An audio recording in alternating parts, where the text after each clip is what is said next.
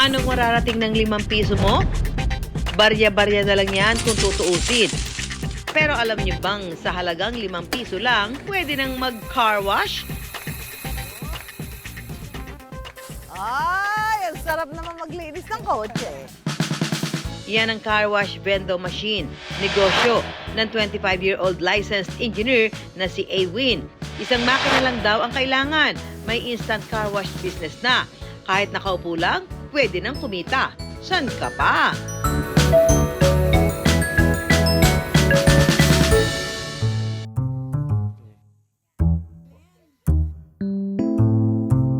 Dumi-dumi naman sa sakyan na to.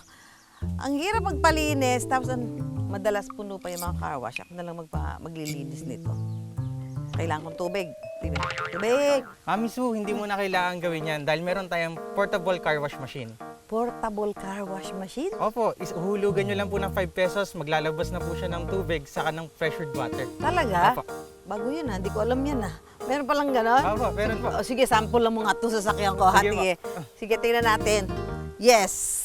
Unang-una po, syempre, hulugan po muna natin siya ng 5 pesos. 5 pesos lang? Opo.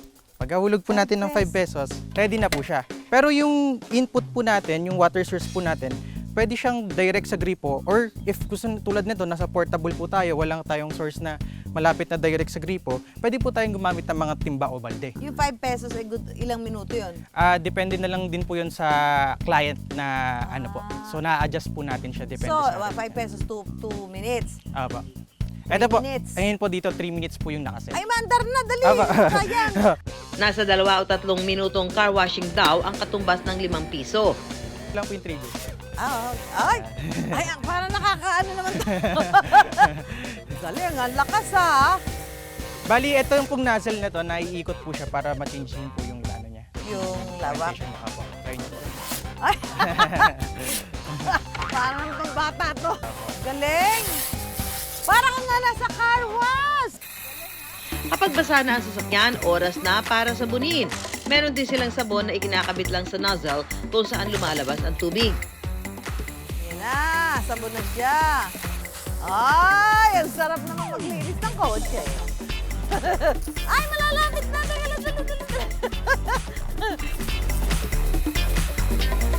Wa na. Para malinis ang sasakyan, naka-4 na hulog kami o katumbas ng 20 pesos sa loob ng 12 minuto. Mabibili ang car wash vendo machine sa halagang 8,500 pesos. Kasama na ang accessories gaya ng hose at sabon. Dahil DIY o do-it-yourself ang paraan ng pag-car wash, hindi na kailangan ng tauhan o bantay. Passive income, kumbaga. So ito, malinis na, kailangan na lang punasan dahil napakalakas ng pressure. Ayan. Pero ang maganda siya, nakakaaliw siya. At saka sa tingin ko, mas makakatipid ka nga. Ang car wash vendo machine, imbensyon ng licensed aeronautical engineer na si Awin. Tinulungan siya ng kanyang tatay na isa namang electrical engineer. Since marunong naman po ako mag-design, yun po yung trabaho ko before, is nag-design po ako ng itsura niya, nagiging layout niya, para medyo mas mag-iba sa ibang produkto. Ang gagawin ko po sana, ang pinaka-goal ko is maging portable.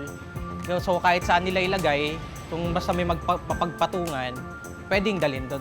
So yun po yung inaano ko. And at the same time, very affordable po na kahit sino, madali lang bilhin. Nagsimula silang magbenta ng car wash vendo machine Hulyo noong nakaraang taon. Nakabebenta sila ng 50 hanggang 70 units sa isang buwan. Dahil sa social media, marami ang naaabot ng kanilang produkto. First week pa lang po, meron na kaming orders agad sa sa Davao, tapos sa Aklan. Kaya nagulat nga po ako na nationwide. Ang ganda po nung execution ng business kasi sa yung pag-marketing kasi yung naging target po namin is buong Pilipinas. Nasi-ship po kasi yung product kasi yung design niya nga po sobrang portable. Sa edad na 25 anyos, bukod sa vendo machine, may iba pang mga negosyo si Awin. Gumagawa rin sila ng helmet cleaning vendo machine, may auto detailing at ceramic coating shop, at nagbabay and sell ng sasakyan. Bago nagnegosyo, nagsimula si Awin sa pagbebenta ng nakatambak na bisikleta sa kanilang garahe noong nasa kolehiyo pa siya. Pinaikot ang kinita rito at siyang ginamit na puhunan sa mga naging susunod pang negosyo. Ganun na lang ang pagpupursige ni Awin dahil may gusto siyang gawin. Gusto ko rin po talaga makabawi sa parents ko po parang At young age po kasi gusto ko, habang bata pa po sila, makabawi po ako agad sa kanila. Kaya nga po nung pinaka-first na umasenso po talaga ako, ang una ko pong binili na mamahalin, binilang ko po sila ng sasakyan na pick-up po. Ayun po. Sa kanila po ako unang laging bumabawi.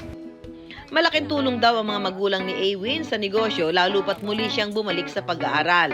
Nagdo-doktor po ako ngayon. So sila po nagmamanage. Then ako lang po sa marketing usually. Then kung may matutulong ako kailangan sa design, sa problem, kinokontak lang po nila ako. Dahil sa mga negosyong ito, hindi na kinailangan pang bumalik sa ibang bansa ang kanyang tatay na dating OFW. Since nung nag-pandemic po siya, hindi na po siya nakabalik. Sakto po na lumalakas yung business. So it's a good way na rin po para hindi na rin umalis si Daddy para magkakasama po kami dito. Ang mga sinimulang negosyo ni Aywin, bread and butter na ngayon ng kanilang pamilya. Sa murang edad, marami na rin siyang naipundar dahil dito. Nabibili ko po yung mga gusto kong sasakyan, yung sports car, saka big bike. Ayun po. Since mahilig po ako sa sasakyan, yun po talagang dream ko noon pa. Nakabili po ako ng bahay sa Naik. Ngayon po, pinang-business ko pa rin naman po siya kasi pinaupahan ko po. Isa din po sa pinaka-importante is nakakapag-aral po kaming tatlo. Pagdating naman sa kita, umaabot daw ng 6 digits ang kinikita sa isang buwan ng kanyang mga negosyo. Kung meron kang gustong ibenta, huwag kang mahihiya dun sa ginagawa mo. Ang daming gustong mag-business na puro balak lang, hindi nila tinutuloy. If meron ka naisip na business na tingin mong unique, na creative, ganyan, gawin mo na lang siya. Kapag naniniwala ka lang po sa Diyos, tapos may full support ka from family mo, malalayo po yung mararating mo. Huwag mo lang po talaga iiwanan yung pamilya mo kung kahit nasan ka na po. Ang mga produktong sariling gawa, nagiging inspirasyon din para lalong pagbutihin ang pagpapatakbo ng negosyo. Dahil sa huli, ikaw at ikaw rin ang panalo.